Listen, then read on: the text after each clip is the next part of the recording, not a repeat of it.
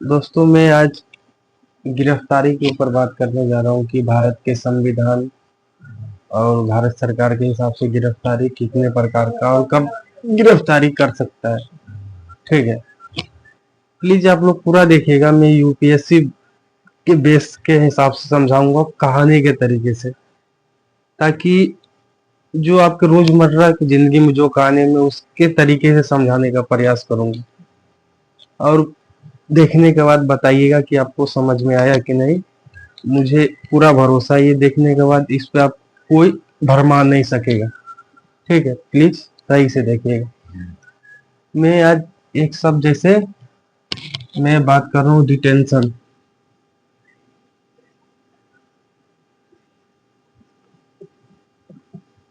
Detention के बाद एक शब्द और होता है अरेस्ट।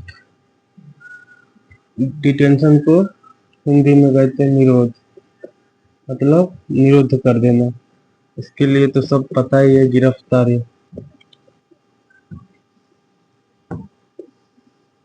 आप बोलिए कि इन दोनों में अंतर क्या है। मतलब दोनों एक ही है, दोनों गिरफ्तारी को लेकर ही है, लेकिन फिर भी जानना हो कि डिटेंशन क्या है। तो देखिए, जैसे मान लीजिए कि दो लोग हैं, ठीक है, वो दोनों एक दूसरे के साथ बहुत ही प्यार करते हैं, प्यार मोहब्बत जो भी होता है वो करते हैं। बाद में उनके माता पिता को पता लगा कि वो चोरी छिपके मिलता है, या जो मिलते हैं, मतलब जो भी करते हैं उनके बारे में पता लग जाता है।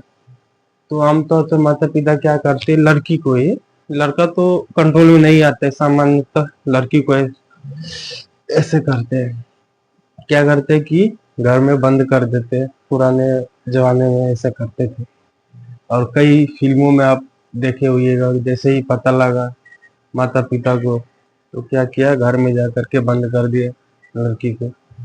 वो अलग बात है कि वो किसी तरीका से निकल जाता है, खिड़की के बहाने साड़ी पकड़ के या कुछ चीज पकड़ के, लेकिन जो कोशिश माता पिता ने बंद करने के लिए किया वो डिटेंशन है।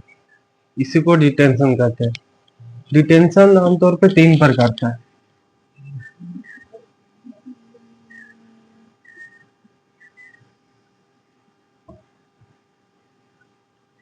एक है प्यूनिटिव, प्यूनिटिव डिटेंशन। एक है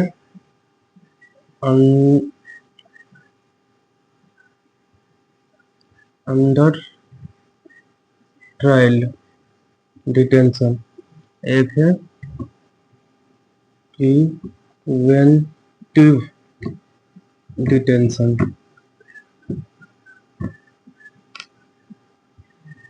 इसके लिए शब्द है हिंदी में दंडात्मक, दंडात्मक निरोध। दंडात्मक निरोध, इसके लिए विचाराधीन, विचाराधीन निरोध या कैद कह लीजिए। इसके लिए शब्द है हिंदी में निवारक निरोध। तीनों को मैं डिफाइन कर रहा हूँ एक एक करके। प्यूनिटिव डिटेंशन में ये होता है, जैसे मान लीजिए कोई व्यक्ति अपराध किया, ठीक है, मर्डर हो, हत्या हो, बलात्कार, कोई भी हो, और पुलिस आके उसे पकड़ा।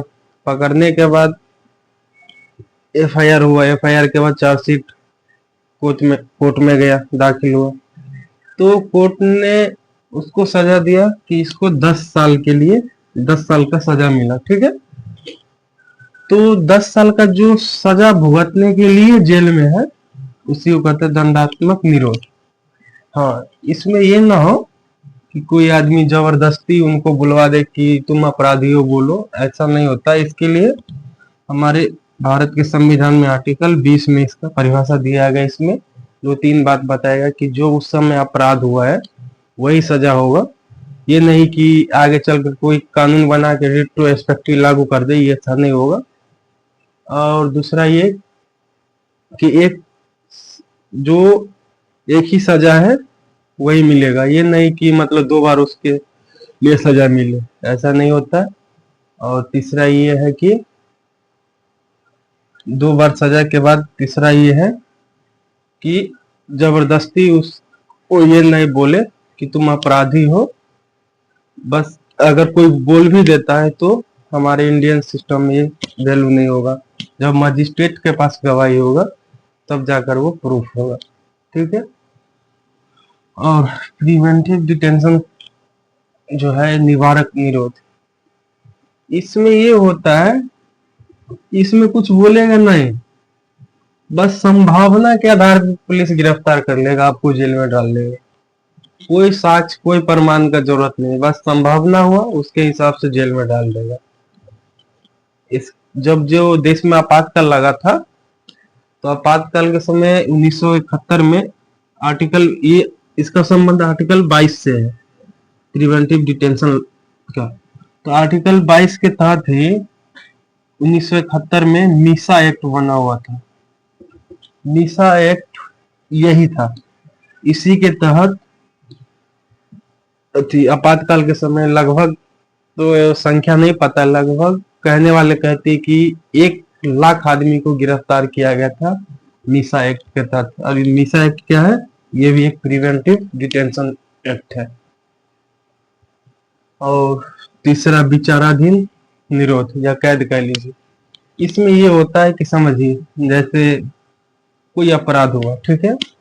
अपराध होने के बाद क्या होता है कि किसी पुलिस को जो साक्ष्य मिल रहा है वो किसी एक व्यक्ति के ऊपर इशारा कर रहा है कि ये गलती की, ठीक है। आप देखिए, यहाँ 2 कंडीशन बनता है हमारे सिस्टम में। एक होता है बेलेबल ऑफेंस, एक होता है नॉन बेलेबल ऑफेंस।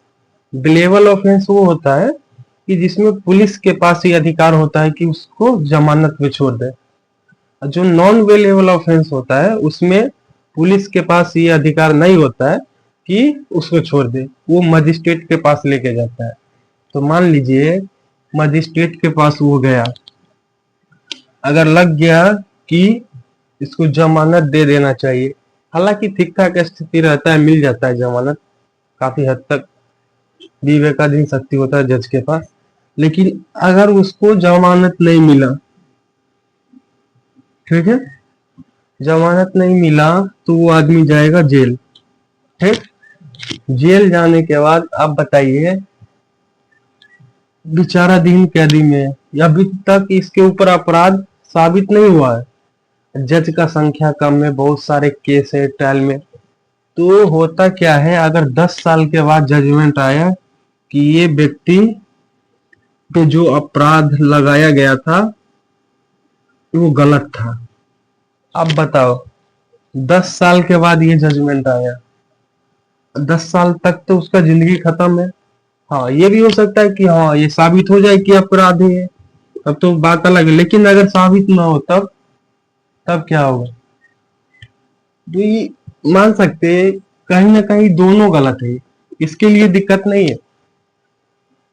2/3 जो हमारे भारत में जो भी अपराधी है, मतलब अपराधी तो नहीं कहना चाहिए, जो भी लोग जेल में बंद है, 2/3 ऐसे लोग हैं जिनके ऊपर अपराध सिद्ध नहीं हुआ है, फिर भी वो जेल में बंद है लंबे लंबे समय तक।